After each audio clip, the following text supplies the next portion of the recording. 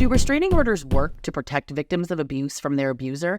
So let's get into how to get one, what you need, and then we can talk about their overall effectiveness.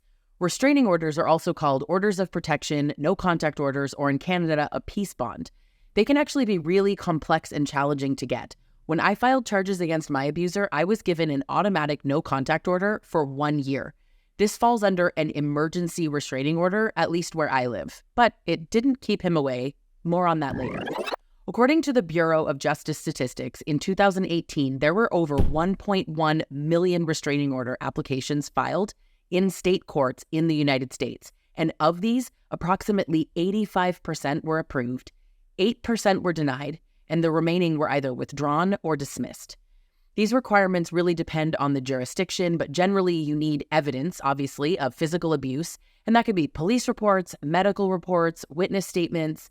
You can sometimes, in certain jurisdictions, get one for emotional abuse, and for that you need evidence of threats, harassment, intimidation, manipulation, and you also have to demonstrate that you actually fear for your safety or overall well-being. But let's all be super honest, right? That can be incredibly difficult. Now, you don't need a lawyer to file a restraining order, but it's recommended and it can often help.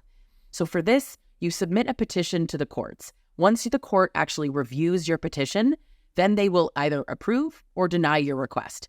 Now, if it's approved, there's a hearing, and the person you're filing against has a chance to respond.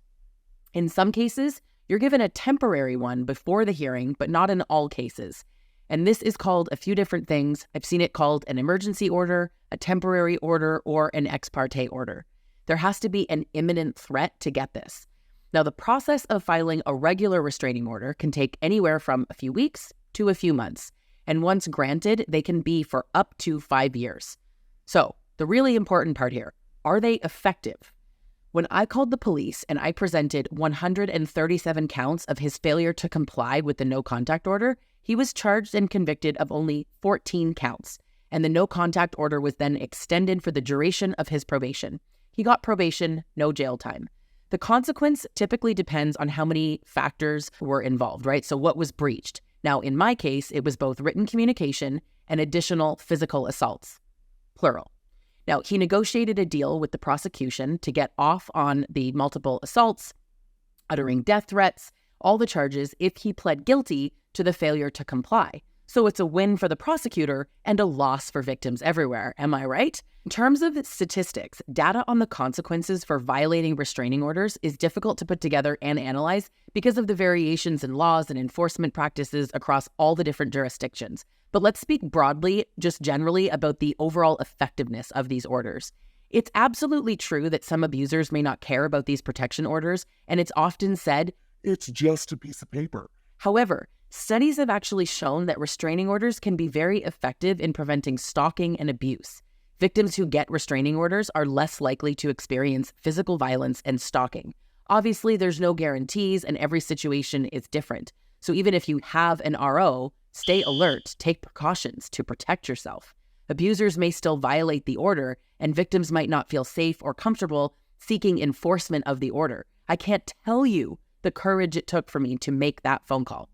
According to a report by the National Institute of Justice, approximately 70% of women who obtained a restraining order reported that their abuser either stopped the abuse or the violence decreased after the order was granted. Another study by the Domestic Violence Intervention Program found that the likelihood of violence against victims decreased by 60% after obtaining a restraining order. Studies have shown that a significant proportion of restraining orders are violated. According to a report by the Bureau of Justice Statistics, an estimated 28% of victims who obtained a restraining order reported that their abuser had violated the restraining order at least once. Now, another study by the National Institute of Justice found that about 40% of restraining orders were violated and that the victims had a history of abuse or threats of violence, and they're more likely to experience violations. So what has your experience with restraining orders been? Drop a comment and let me know.